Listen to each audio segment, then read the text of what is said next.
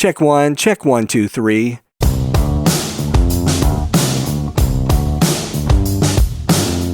Hey everybody, it's Michael Helms, also known as Michael the Sound Guy, and this is the Location Sound Podcast. You know, each episode we talk with location sound mixers, boom ops, and other industry pros about the various aspects of recording sound on location, whether it's for feature and independent films, TV commercials, interviews, any time where dialogue from actors is recorded. I started my career in the recording studios in New York City with some of the big artists back in the day, and later on projects for networks like HBO, Sci-Fi Channel, and the Cartoon Network. As time went by, I got out of the studio and began working in production sound. Whether you're a seasoned veteran or just starting out, thanks for joining us. All right, my guest today is a freelance location sound mixer based in the Washington, D.C. metro area. Please welcome Jeremy Zunk. All right, thanks for having me. All right, thanks for being here. All right, Jeremy, when we start the show, we always talk about what's in your audio kit. So just give us a rundown of all the gear you like to use on set. Well, you know, I'm a self-confessed sound devices guy. You know, when I talk to people that ask what kind of equipment, I feel like there's, at least as far as when you get to the professional level, there's generally two choices that seem to be pretty prevalent. And it's, you know, Zaxcom and sound devices with a little Kantar thrown in. But yeah, I started out using a 302. It was like one of the first pieces of equipment that I ever bought. And just right out of the gate, you know, fell in love with the build. I mean, the insides are equally amazing, but just being able to know that you can beat it up pretty good and take it out in the weather, and you feel like you've got a real sturdy piece of gear. And they've done that with every piece I've had since then. You know, I've got the 302, 702, 744, 788, all the way up to the 633, which is probably my daily driver. Went up to the 688 just to sort of have the extra, you know, channels if I'm doing something big, reality style or conference or panel. But the 633, when I purchased it, I think, I don't know, maybe 3 or 4 years ago, it's just been rock solid, and I've used it on probably 90% of the stuff I've worked on since I got it. Lectrosonics, between the two of those companies, it just, you know, you really can't go wrong. Their customer service is amazing. Their products are amazing. And, you know, there's a lot of division, I suppose, when you ask the mixers what they like, but I think it's one of those things. You start out on something, you just get really familiar with it, and you get used to their, you know, concepts, their user interface, and it's just familiar. And I feel like, you know, it's something that you rely on, especially that you don't want anything going wrong when you're on set, and it's never let me down in the past. I did go with some Zaxcom stuff when I started out, and I really did like it, but I think once you get to a certain point, you'll see mixers that switch over, and they really kind of switch out their whole workflow. And I think I've gotten to the point where I like what I have. You know, I went through the whole purchasing equipment dance for quite a few years, to the point where you just feel like, okay, I think I have everything I need. And everything else is just sort of bells and whistles at that point. I would say the only thing that I'm really looking to going forward is getting lighter. And when Sound Devices put out the Mix Pre series, I was looking around at a couple pieces that they had come with it to sort of see what they could do in terms of like a mini bag. I went ahead and got a Mix Pre 6, one of the Mark 1s. It got like a Hawkwoods power adapter back, and then put a little BDS in it. And I think it's K-Tech came out with a little bag for it. Throw that all together, put like one SRB in there, and I can wear that thing all day without any issue. And it's really fantastic. I mean, there are some downsides in terms of the ergonomics of it, in terms of like they decided that they would put the SD card slot underneath the battery panel, which is kind of a weird choice, but you know, otherwise everything, when you're on your feet all day and you're doing like a run and gun thing, it doesn't even feel like I'm wearing anything. And that to me is like trying to extend the life of the work and the job and the career. I don't know about you, but you start to feel the back, aches and pains. I don't really think it's that impressive to walk around with a bag and like 12 channels anymore. Oh yeah. After a while, that'll wear you out. That was always something I got a kick out of, especially like people sharing photos. I always like the ones where you can see the channel layout and you can see they've got all this wireless and they've got a 12 channel board and you can see there's like one channel that just says boom for like a sit down interview. But that's just, I mean, that's part of the game, I guess. And there's no shame in that. When you roll up, you look the part, and I think sometimes that's just as important to be professional. What I was talking to someone who had got the 833, and I really wish they'd make, I saw they just came out with the 16, the CL16, and I don't know if Sound Devices listens in on this podcast, but I would make a request for a half size board. I'd love to see that's something that's like 6 or 8 channel board, that you could roll out there and is maybe a little bit more in the 1 to 2 price range. Cause that's something, I mean, if I go out with my 688, I'm auto mix all the way. If I need to make adjustments, I can deal with the pots on the mixer, but it's just not enough for me to justify. I guess maybe down the road, who knows? But a lot of DC stuff, is very modular. We have to adjust to a lot of different scenarios, and our work is a lot of offices, a lot of government buildings, and especially if you work on the Hill, you have to go through security every time you go into a building, and that really cuts down on the kind of things you can bring in. I've seen, there is a lot of stuff that goes in there, and they do bring their carts in terms of like lighting and all that stuff, but it's a big production, and it's a lot of logistics, and it's I don't like to add to that wait time, so I definitely have those smaller bags to pare down to bring in and do that kind of work. And if I'm doing work in an old house and it's super tiny, it's just nice to be able to break apart to fit into some place that doesn't have room for a lot of stuff. What Lectrosonic model mics do you use? So I started out with some SMQV mic packs and 411s, and those served me for probably the first 4 or 5 years I was doing work. And it really just came down to price. I went with the Sanken COS-11s. I really did a lot of research when I started out. Every time I was reading on like the JW forum and like the early Facebook groups, I'm very hesitant once I make a purchase and then I like second guess and third guess myself a lot because I just don't want to look back and wish I'd bought something different. But, so I'm always looking around to see what people are using. And it was COS-11 seemed like a pretty standard. They're durable. They got a big, thick wire. And so I was using those for a lot. I realized a lot of mixers were switching to the SRBs. So they're lighter, they use less power. You can fit more of them in your bag. So I switched over to those, but I, still have a lot of those Sankens I got and the SMQVs. I guess if I wanted to, if I was adding up, I think I can do probably around 10 to 12 channels now, but that's like a rarity. A couple shows here and there where I've been able to put a bunch of stuff out, but for the most part, it's 3, 4, 5. Those mics are solid. I did buy a couple things on consignment. I got some DPAs when they were on sale, and they sound fantastic when you can just clip them on, especially if I'm doing anything where we don't have to hide the mics. I love to use those because they just sound so natural when you don't have to worry about hiding them like reality style. Yeah, I've always I've stuck with that kind of setup. Yeah, I have the Sanken COS-11s as well, and they've been great. I've never really destroyed one, and every now and then you have talent that are they're pulling it through on their own, which I hate when that happens. But I always try to get to them fast enough. But yeah, they're just good workhorses.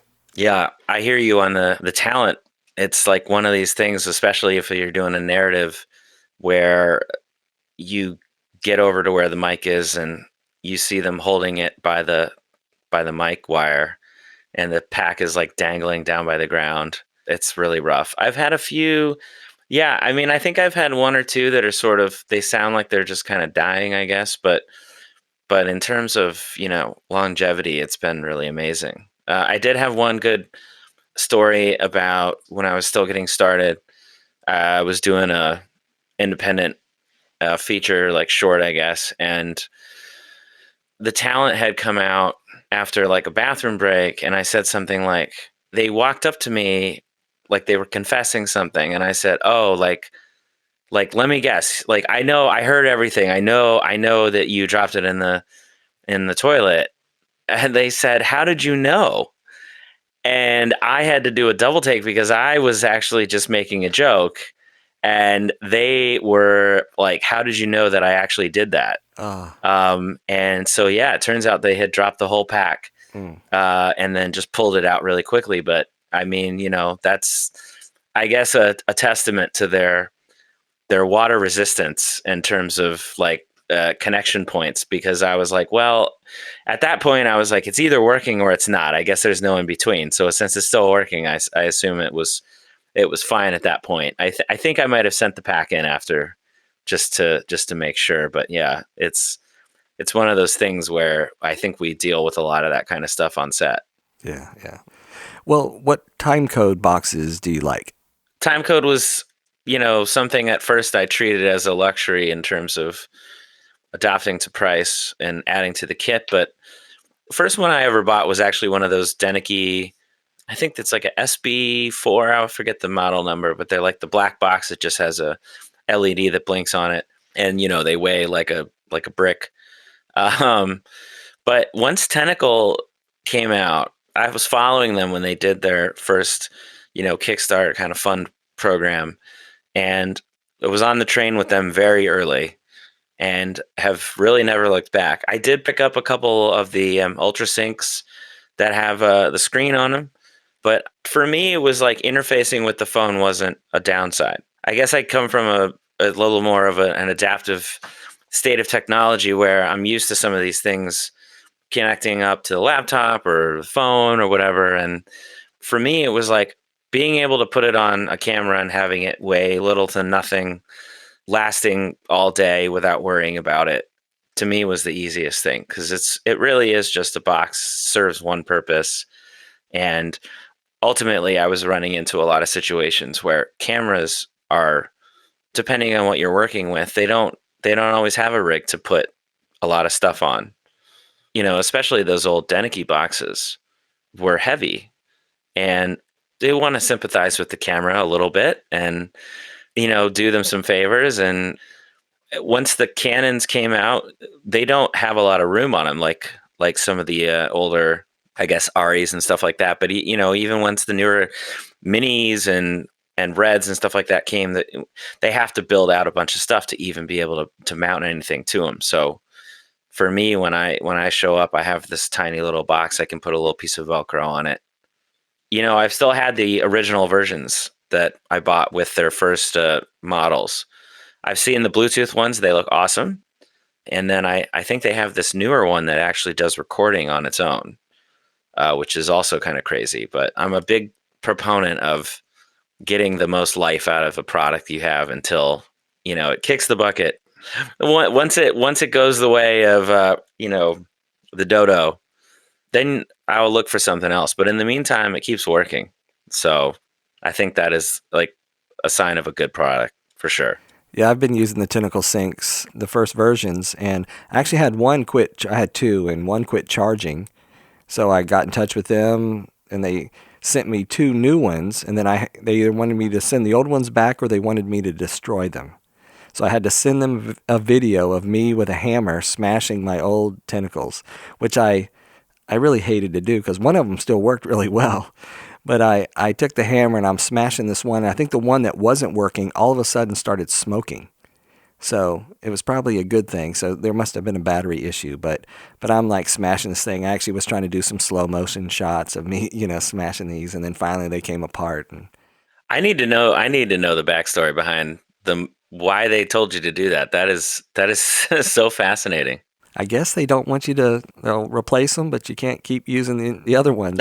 So, so it's for licensing or. There's some master Tentacle office somewhere where there's like a evil genius guy rubbing his palms together.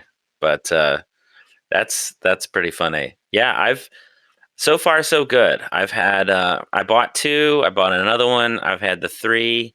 Haven't really worked on anything where it's been more than three at a time. So, and if I need a couple more, there's like other people in the city that have some, and we have a couple other boxes. If I was gonna branch out, the ones I've seen that I've had other people, they've had some camera people that have these as well, are the new Denicky ones that are the little tiny ones, like kind of can fit on a keychain and stuff like that. I've seen those. They look really cool. They're lightweight, and they have a screen readout, which a lot of people swear by in terms of just wanting to be able to look at the display. So, but in terms of like I would say if people should thank Tentacle for something, and is that they brought the price down, because before that, those Denicky boxes were twice as much as what the Tentacle came in, and I think they dropped the price of everybody else. Because all the boxes that came out after that point were all the same price. So that's not a bad thing. I mean, competition and innovation, and everybody wins. Yeah, this last project I worked on, I was transferring the files over, giving a card to the DIT, and he was saying, afterwards, he said, "Oh yeah, all your stuff synced up great." He said, "You'd be surprised." He said, "A lot of people just don't know how to use timecode, and there's always some sort of issue." But he said, "Yeah, everything was good." I was like, "Well, what happens?" He said, "Yeah, some people it's just nothing works. Nothing syncs. I don't know if they just don't know what they're doing or they don't check everything. I don't know." Yeah. Well, I don't want to throw any ACs under the bus, but that's kind of a thing. I always try to make friends with those people first.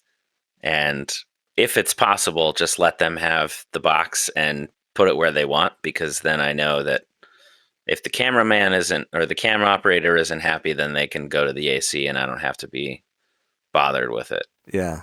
Yeah, the guys, I walked over, I synced everything and then just gave it to them. And then every now and then, I'd walk over and just double check it. And then we had a smart slate and I'd double check, make sure everybody was still together. I guess in terms of what types of things that you're shooting, or who you're working with, and their workflow, I've really seen a lot of, if people are on the timecode thing, they really just lock to that, and they don't, especially with the narrative, at least the last couple of things that I was working on, they don't want any type of audio on those cameras. They just want the timecode, and they would literally just like do long takes until it was done, and they would slate it and with the smart slate, and that would be all of their reference, and then everything else would be taking the audio from the mixer. Reality and stuff like that, it's kind of a mixed bag, because I know that they want to watch stuff back really quickly, and having the audio on the camera when they're watching the footage back, I know helps. But that's a little less of that here, where I get to do a lot of sit down interview style things, and we're usually hardwired for that. So fortunately, we don't make it too complicated. And if people want time code, and a lot of clients I have, they know already what they want. So I bring everything with me if we need to go that route. But as you know, I mean, it changes by the day. So who knows? Well, let's talk about some of the work you've done. You worked on a show about the U.S. Secret Service. So tell us about that one.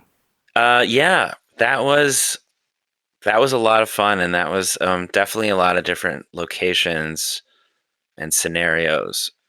So it was a group of people. They were filming a lot of things overseas.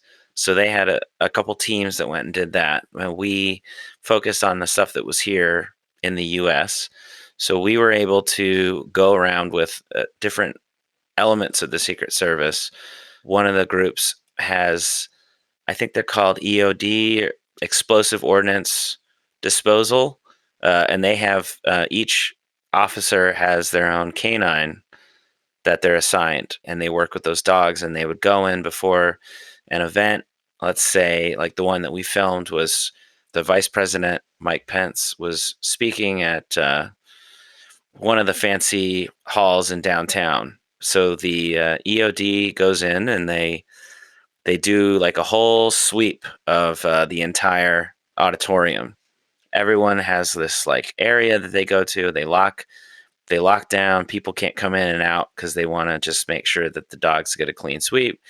They take them all up and down all the rows and all the seats and all the different nooks and crannies and closets, just to make sure everything is secure in terms of what they're sniffing for, and bombs, chemicals, etc. And then we follow them going back out to the car, and they, it's kind of like their whole system is reward based. So, once they do all that work, they're pretty wiped out because that's what they train for. So, you get to see that whole side of what happens on a day to day with these people in terms of security, and it really blew my mind in terms of like what these people do work wise. One of the other groups that we followed was a sniper team, and they follow the president everywhere. And the one that I think they covered in the show was when the administration went to overseas to Asia, and they traveled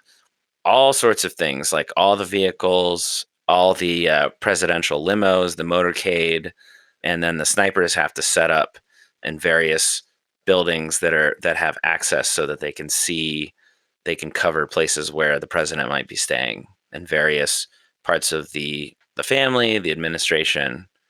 One of the interesting stories that one of the officers was talking about was how they really were not big fans of the New York part of the presidency, because setting up in those buildings there's so many different spots that they have to look at, and that was really frustrating for them. But what we did with them was follow them to their training center and watch them hit targets from 1,500 yards away. Like they were saying how some of the hitting things from half a mile away and things like that, which is just I can't even wrap my head around it.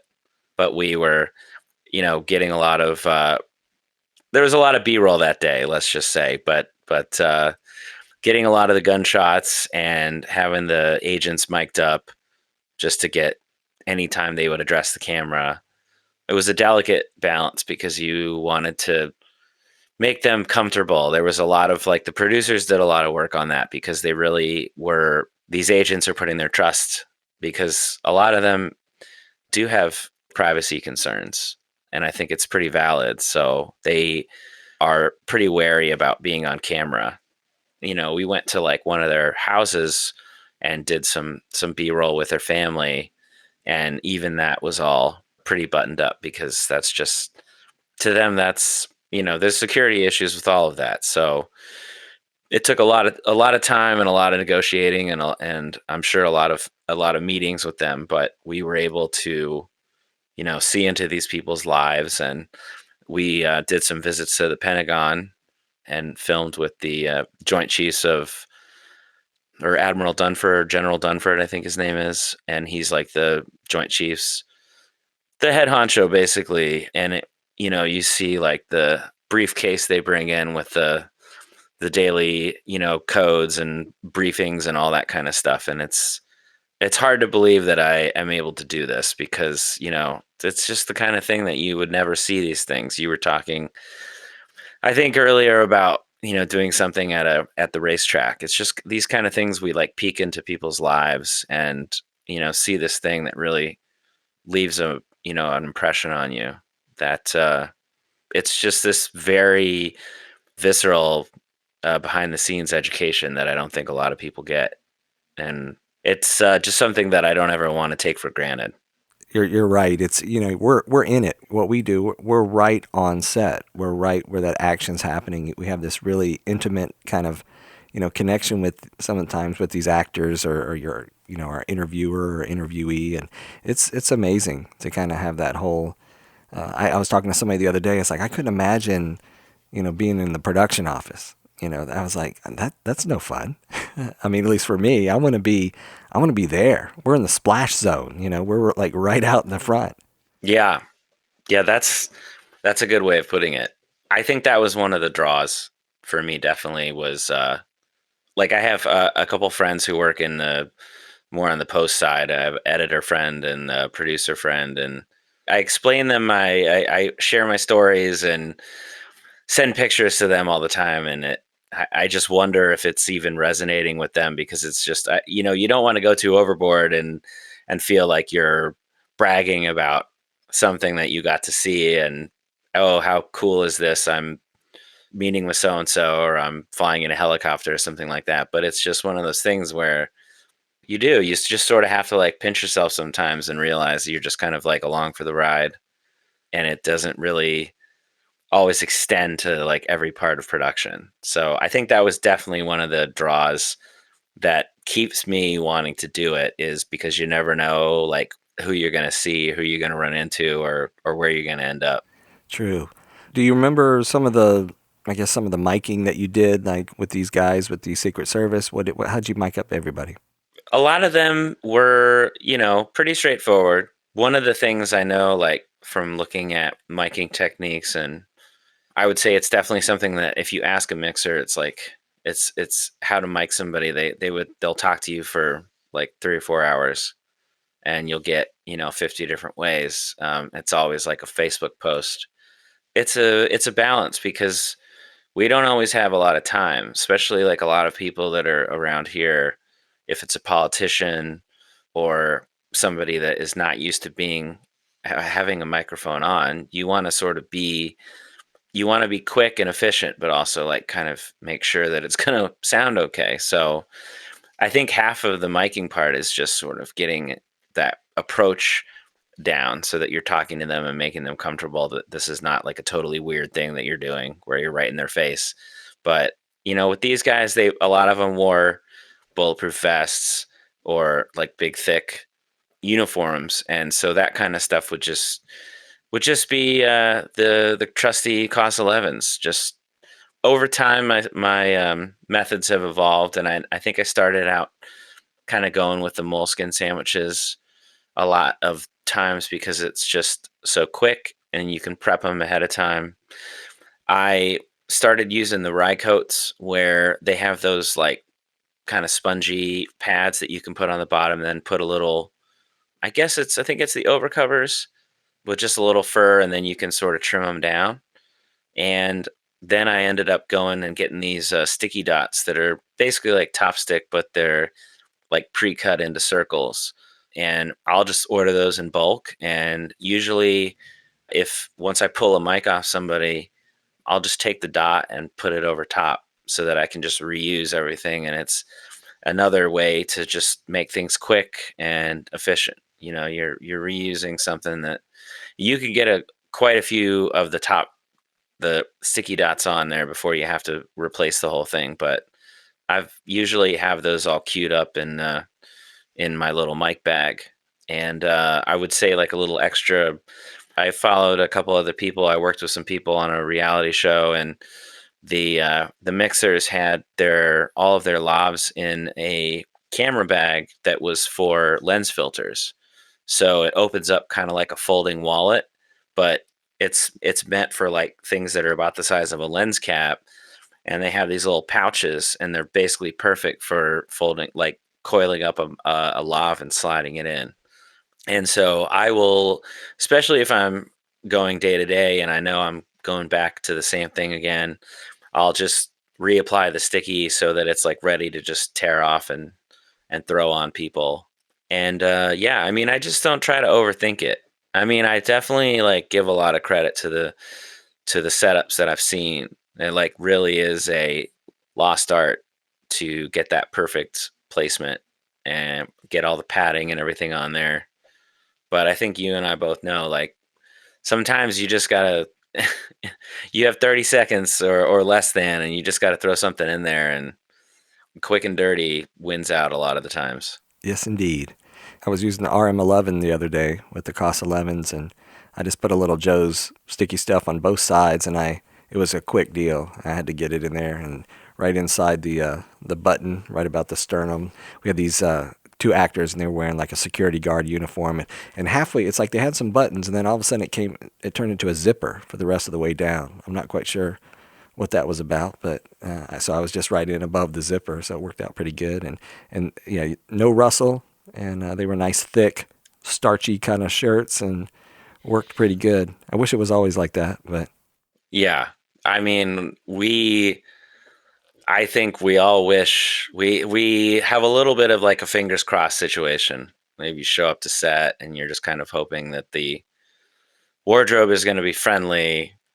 I'm jealous when I read about that people that work on the narrative and that they talk about how they coordinate with costumes and wardrobe departments to make all these nice, spots for the sound mixers and to put their mics in. And I think that's great. I really wish I could ever experience that, but we go in there and it was just try to do what we can and make it work. I do have a couple Countryman B6s that are sort of like situational, but when I am able to get those in under the button, they sound great. 'Cause especially with like button up shirts, when you're trying to, it's like with there's no tie, because the other thing is like the ties usually work pretty well too if you do like that, either the hush lav or these little plastic like 3D printed grids that go over top of the COS-11, and you can feed them back up into the tie knot, and they're pretty discreet.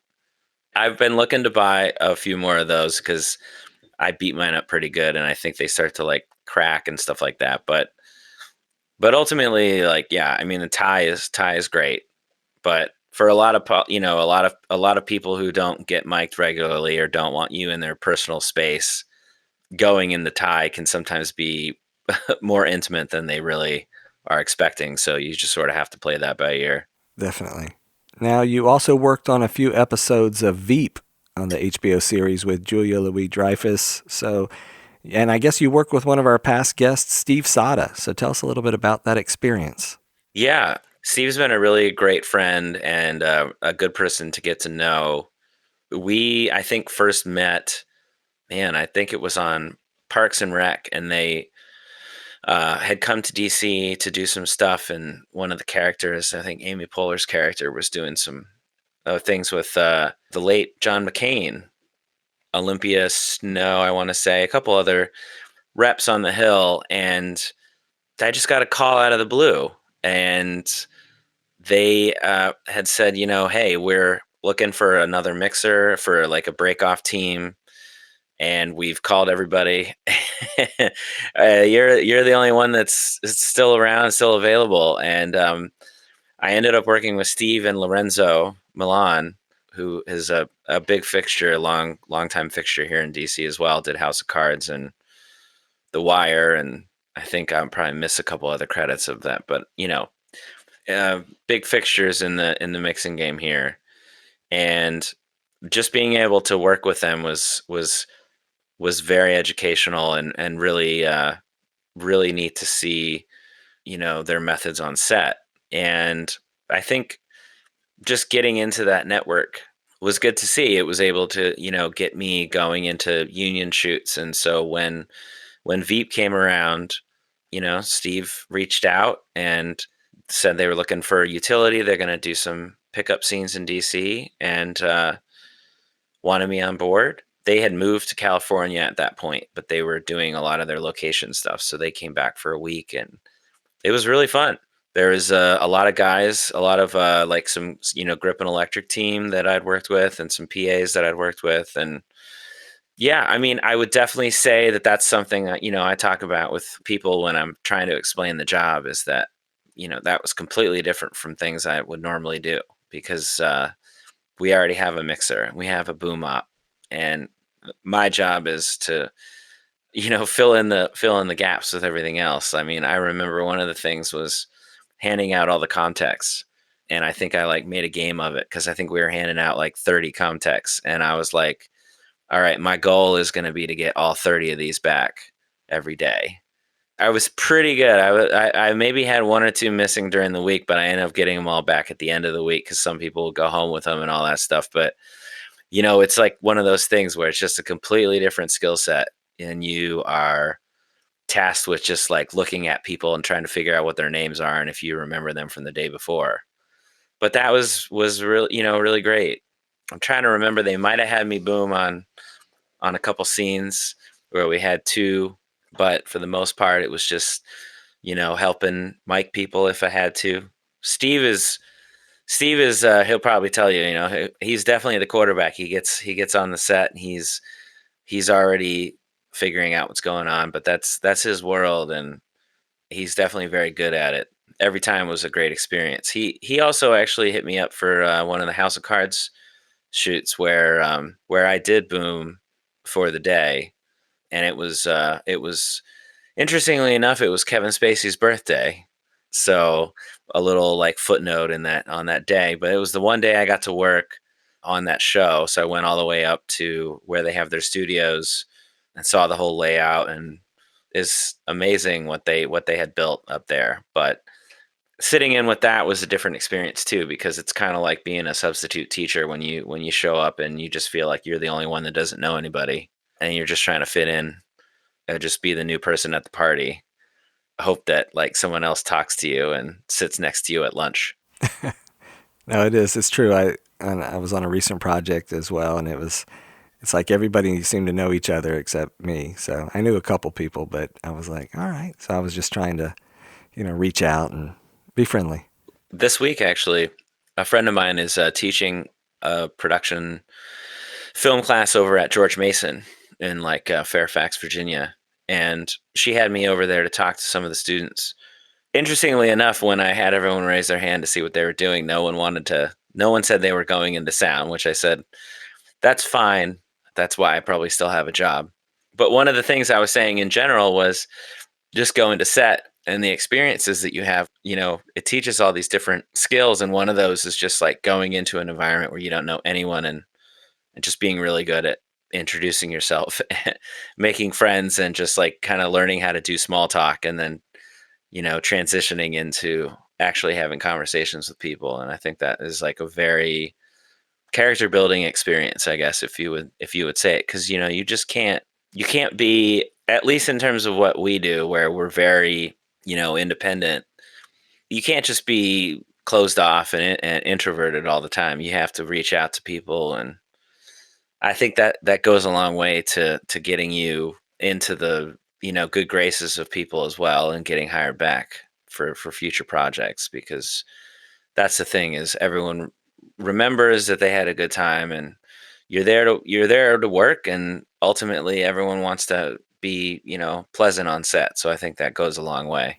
Yeah, I think some people will sit back a little bit, and I try to take the initiative. I just roll up and I just start walking around. Hey, how you doing? Sound guy, introduce myself. Hey, Michael. And then, and you kind of course, a lot of times you can't remember anybody's name, but at least you've worked the room. Most of them know you're doing sound. And so at least, that's at least my approach. I just shake some hands, started off good. Yeah, I think our reputation precedes itself, just in the kind of like production story, like stereotypes that the sound mixer can be a very eclectic person. And I always from time to time will get on set with some producer who will say like some horror story of a mixer they worked with, and was just had some very interesting quirks. And oh, they just maybe everyone got lunch, but they went out, they went off into the corner and just ate like a bag of hard-boiled eggs or something like that. But it's it's just one of those things where I think that is an opportunity to sort of like prove them wrong and say, no, like we're put together, we know what's going on, we're here to help. Anytime we can put some distance between the cranky old sound mixer trope, I think is a good time. Definitely. Did you work in Afghanistan on a project? I did. I was fortunate. One of the first projects that I ended up working with this gentleman, Martin Dobelmeyer, and Journey Films, was their company, is down in Old Town Alexandria, which is like about 15-20 minutes south of DC. When I was first getting started, it was one of those things of saw a post on an email server or email list, reached out, and they said they're looking for people to travel overseas. At the time, they were going to go to Nigeria, I think it was, and that ended up, they were doing work with Doctors Without Borders, and some political things happened and that they changed. They ended up going to Haiti instead. That was like the year after. So we did a whole trip to Haiti and Africa. And then his next project after that was about chaplains. Chaplains doing different things. Chaplains working in NASCAR. Chaplains working with corporations like in industrial plants. So we went to like Tyson Foods. And this situation with Afghanistan was an army chaplain. It was a lot of talking on his part. He was just Martin just knew what to do, knew how to get people to give him, a little money to do a project, and he had a long history with PBS and Nat Geo and all these things, and was able to hook up with these people and get the army on board. And it was pitched to me, and I think I was single at the time. That probably was a big help. I felt like, if I'm going to go, I might as well, let's just do this and see what happens. But there was probably like a couple months, or maybe not, I don't even know if it was that long, but there was a period of time where I said, I don't even know. It doesn't feel real. Like, it doesn't feel like anything until you actually hear back about the project. And I think it was once I sent my passport in and they got these visas like stamped to it, where it's like this whole thing that you have just to go to Afghanistan, and then getting like all the paperwork. And once I got the flights, that's when I sort of started getting nervous. We went to an army, like an army surplus store, and like picked out helmets, which just was comical in and of itself, and got these like really lightweight bulletproof vests that probably wouldn't have done anything, but they were whatever we had. I mean, there's a lot of gallows humor going on when you're over there, because these guys are in harm's way all the time. But they still joke about it because that's just what you do. It makes everything, I think, a little more digestible. And so there was definitely this kind of thing where they told us after the fact, but once we were wearing these vests, it was just sort of like to prove that we could fly out and travel with them. But they made it very clear that if anything had happened, if we were in one of these convoys, that that those vests were going to be purely aesthetic, and they weren't really going to help much of anything. So it was a quick reality check, because when we landed in Kabul, they have a base called Kaya, which is directly connected to the airport there. And basically, like, you land inside of this base at the airport, they pick you up and they take you in a convoy back to this base, which is like, they called it the Club Med of bases. It was definitely, it had roads and sidewalks and all these amenities. And so even though they had, like, interestingly enough, after we left, they were apparently various attacks that had happened over several years. But for the most part, you feel kind of isolated from a lot of the craziness. But when we got there, I think within the hour of putting our stuff into the place where we were going to stay for a couple nights, they said, we're going to go to this other base. So get your gear and meet us by the cars. And we walk over to they're using like these Land Cruisers, Toyota stuff. They gave us this briefing. They said, here's what happens if we hit an IED. Here's what happens if we come under small arms fire. You get out, you follow your driver, you get to the next car. They've got these big, fabric type pulley system on front of all the cars that they can attach to another car if it gets like disabled. And it's really just about driving out of the scenario. And they gave us this whole thing, and it was about 5 minutes, and then they just said, get in the car. And I was like, there's no time to process. You are just realizing that you're going to get in this car. And I think at that time, your comment about being in the splash zone is so apt, because that's what I felt. I was just like, well, we're in it, and I'm here with two other people, and we're in it together. Let's just see what happens. And you get in the car. The driver is this like Eastern Bloc mercenary looking guy. He puts Metallica on and he just starts driving. Oh gosh. Yeah, it gets real quick, right? Yeah. It goes back to what we were talking about with, just seeing these things that you would never see. And I mean, for sure, no one would ever let me in the military voluntarily, but whatever your politics are, it is a thing that, is dangerous.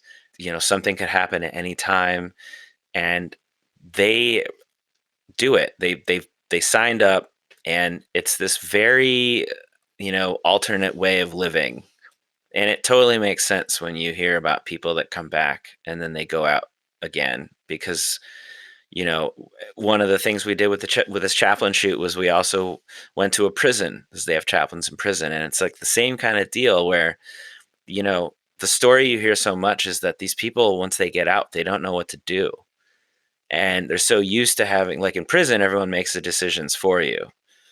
I mean, the military, you could honestly say, is very similar, because people are telling you where to be 24/7, and that's why the recidivism rate of prisons is so high, because people just get out after.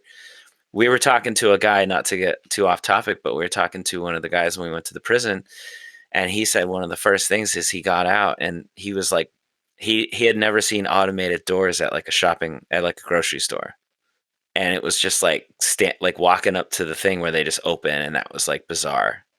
And then it was like, don't even talk to him about the internet, because he went into prison in like 1985 or something. So the fact that all this stuff was on a phone was just, incomprehensible.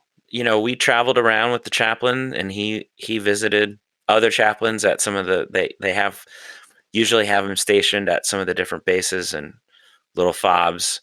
Yeah, I think I was there for 13 days.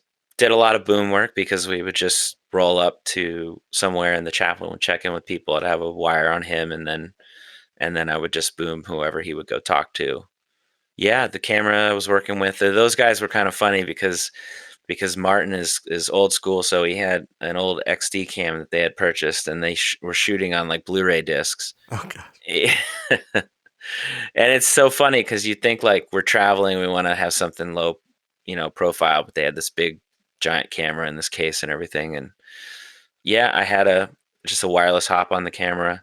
That stuff's pretty straightforward, because I was always working with the same camera guy who was fresh out of like Southern University. So he was probably no more than like 23 or 24 at the time, and he was probably, I don't even know if he knew how to process what was happening at the time, but it was definitely an interesting crew. Any kind of interesting like technical challenges being over there in the desert? Yeah. Well, fortunately, I would throw this back to sound devices again and say like that, my gear got so dirty, dust everywhere, and I think a lot of people I've also read, when before I went over, I posted it was going, and a couple guys had said they'd been overseas, and they were giving me some tips, and they just said, try to get like a blower if you can, or compressed air, and because the sand is so fine, it just gets into everything. And I did send my 633 in just to get it cleaned up after the shoot, but fortunately everything worked, everything turned on, and I was concerned about the heat, but it was higher up in the mountains where we were, so it was actually like kind of nice weather. It wasn't really too much to deal with there. I think at the time I had a CMIT that I brought with me that I use in a Rycote Zeppelin a lot of the time when I'm doing outside stuff. But probably my favorite mic in the last 4 or 5 years is a MKH-50, and I take that thing everywhere, because if I'm trying to conserve space or time or anything like that, it goes everywhere. You can use it outside. You just put, if I got a fuzzy on it and it's not too crazy windy, and then if I need to run inside and do a sit down, just pull the fuzzy off and set it up, and it works in 90% of the rooms that I set it up in. So, going back to like setting up the mix pre 6 bag, I try to just make it, I don't overthink it. And I know, there's a lot of nice mics out there, and I'd love to have some extra cash laying around, but I think I have a pretty good arsenal. I have a Sanken CS-3E as well that I did use for a while, and I still have it, and I definitely did appreciate what it does, and I used it in like some convention centers and stuff like that to when they were doing stand-ups. And it's great, but it's just kind of like bringing an extra mic along, and I think after a while I just sort of I forgot about it. So it rides the bench, but yeah, everything was pretty good over there. I think the one entertaining video that I had was we did take a helicopter to a couple bases, and they fly with the doors open. So we're sitting in like the jump seats, and the wind comes in, and there's the one seat in the helicopter that gets all the rotor wash, because the way that it spins, it like hits all the air comes into one of the seats. I have my Zeppelin with the furry on over top, and it was like tucked underneath the seat. And I have this video that I took of it getting just blasted by this rotor wash, and you could just see the fur just going back and forth. And I don't know if I was actually recording anything, so I can't vouch for the effectiveness of the audio, but it was definitely like funny to watch this thing just get absolutely, destroyed by the wind. I was doing something with the Zeppelin, and the wind was blowing so hard I could hardly hold. I was really resisting, and the audio sounded great. I mean, I was it was almost blowing it down, and I had it up. We were at the outside, and there was like a yacht, and I was really having to resist the wind blowing that hard. And I looked up at the director, and he goes, "That sounded great." I was like, "Okay, cool." I found that like in the worst scenarios, that if you have the Zeppelin and you have the fur on it, it is like almost untouchable. And really, the fur is kind of ultimately, I think it just looks like it adds a little more weight if you have some wind, like you were saying. But even just the Zeppelin as is, and this is, just the older one they've had before the cyclone, I guess, and it gets the job done, and it is great. It's pretty amazing. I mean, I have to just sit back, and sometimes I think you don't really appreciate like what goes into making it work, because I just think it works, and I just go with it. But it is pretty fascinating that we can get that, good quality, all things considered. I mean, I think the only time I've ever had issues with that Zeppelin is if it's raining, and then the rain is like making noise on the cover, and you can't really, do much about that. Now, you also did an interview surrounded by honeybees. I did. Yeah. All of the obvious jokes like B-roll and the such. But yeah, it was a really cool project. I think that was with 538, which is this company that is super into statistics, started by Nate Silver, who I think got his thing going with some of the presidential elections. And so they were really big into data, and one of the pieces they did, as they were under ESPN for a while, was sort of like a 30 for 30 style. And they, up at University of Maryland, there's a big honeybee study, laboratory, and all these things they do to try and analyze colony displacement. A lot of the things that are happening to bees, there's this whole big issue with like these mites that are being born into the colonies and like wiping out like them as kind of like a disease from the inside. Not to mention just, environmental displacement and all the things from that. But we did this whole piece. We got the bee suits. I kept my helmet on.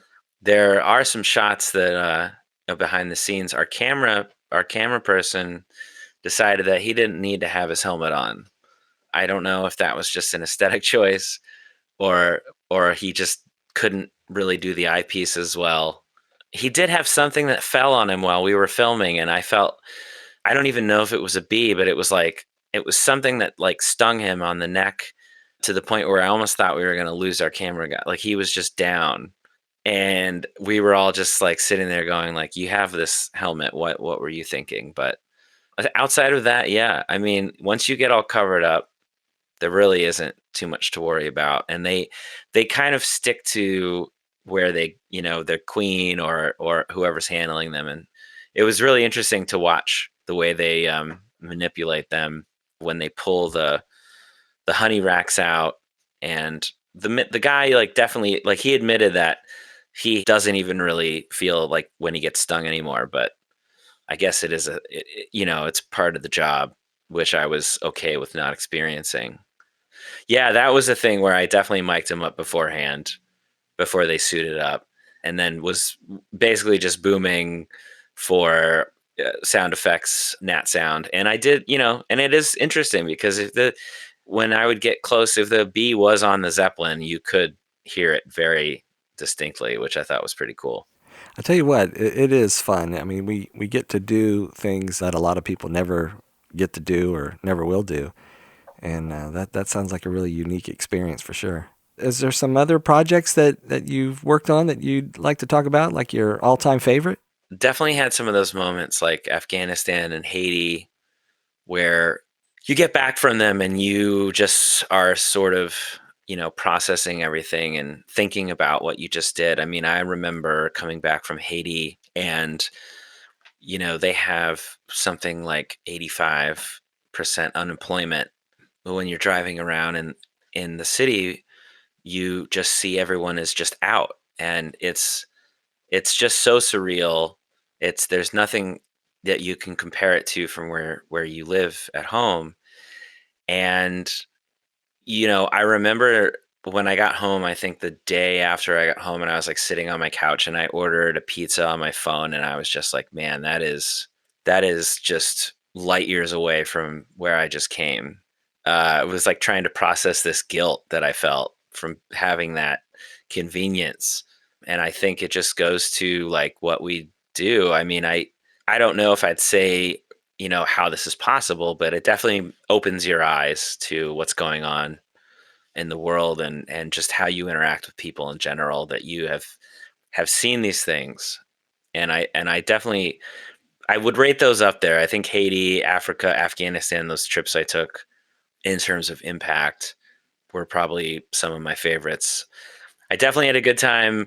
I wouldn't say it's for everyone, but going to the Tyson Foods factory and watching the chickens go around, I called it like the chicken roller coaster, because they're all on these conveyor belts and they go up and around and all over the place. And the workers that are in there every day, it's got to be such a weird experience. And interestingly enough, one of the questions that our producer asked when we were in the at lunch is if they still eat chicken, and I think 3 out of the 4 people we asked said they still eat chicken. So go figure. Yeah, they get to see the rough side of the life of the chicken, I guess, right? Yeah, yeah. It's just, you go back over and you look at what you've some of the things, and I mean, half the time I think that was something where you go back and look at what you've worked on. I don't even. It's not that I don't remember. I guess it's just sort of like you have it as an experience, and move on to the next one.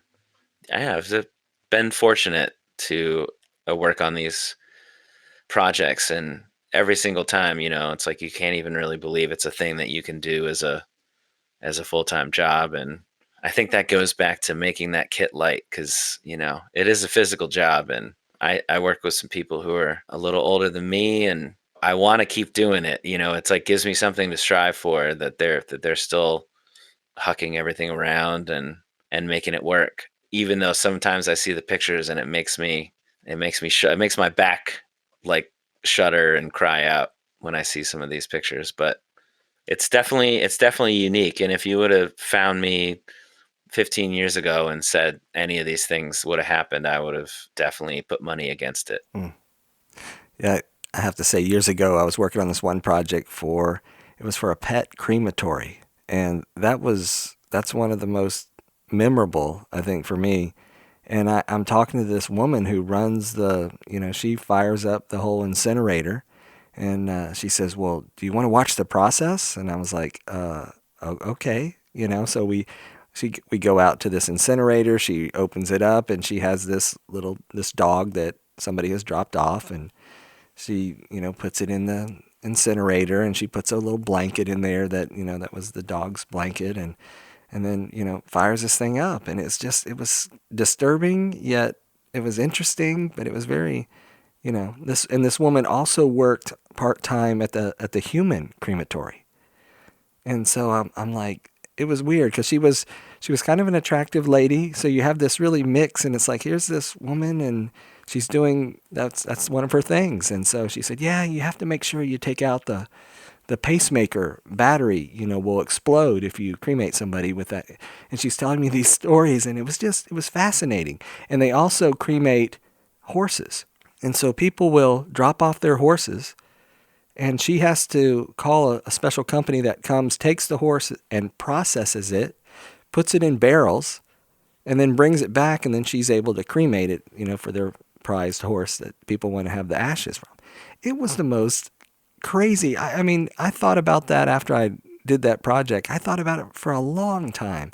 I mean, talking about, processing after you And I wasn't out of state and it was some crazy thing. It was just was like a local experience. I'm like, man, it's right around the corner here, and it's just, but it is. It's we're exposed to some things that most people don't know. You know, people drop off their animal and then they come back a couple hours later and they pick up a warm urn, you know, of their favorite pet, and it was just a fascinating thing.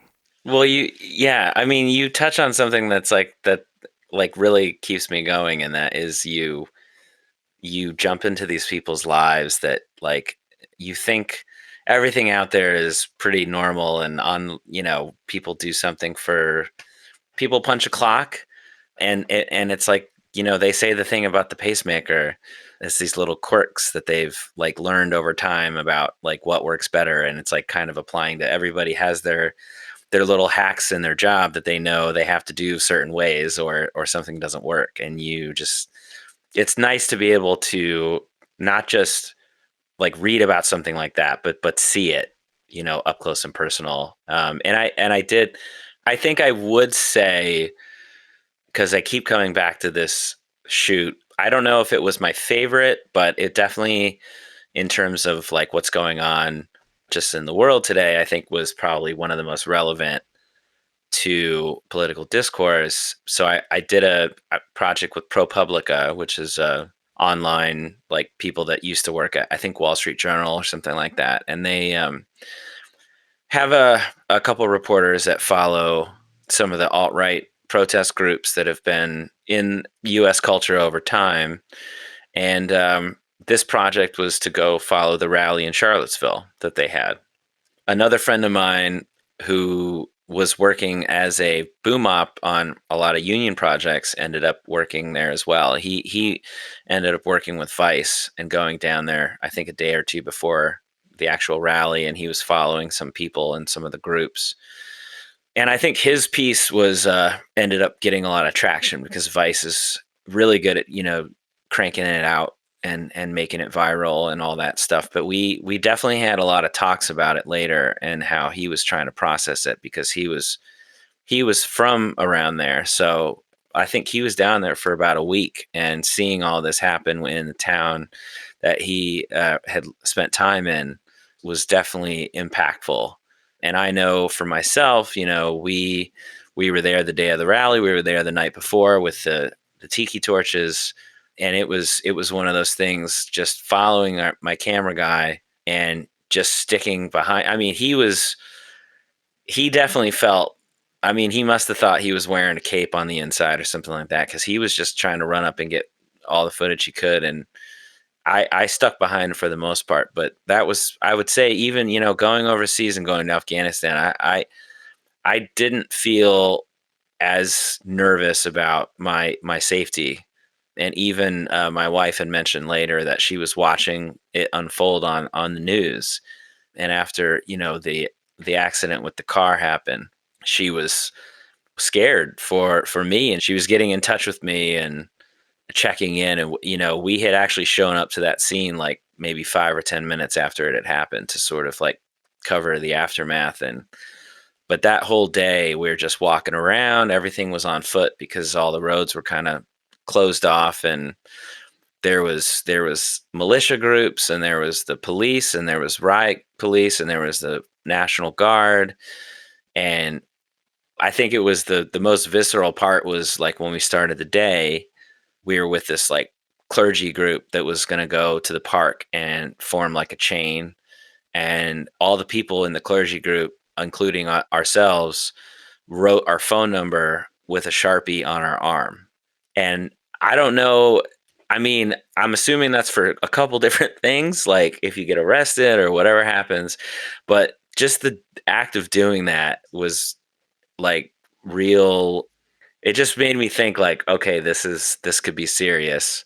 And that shoot has always stuck with me, as I have some photos that I took, just on my phone. But when you see them, you go back and look, and there's Confederate flags and there's all these other flags you don't recognize, and just people, masses of humanity that are all very angry with each other. It's one of those things, man.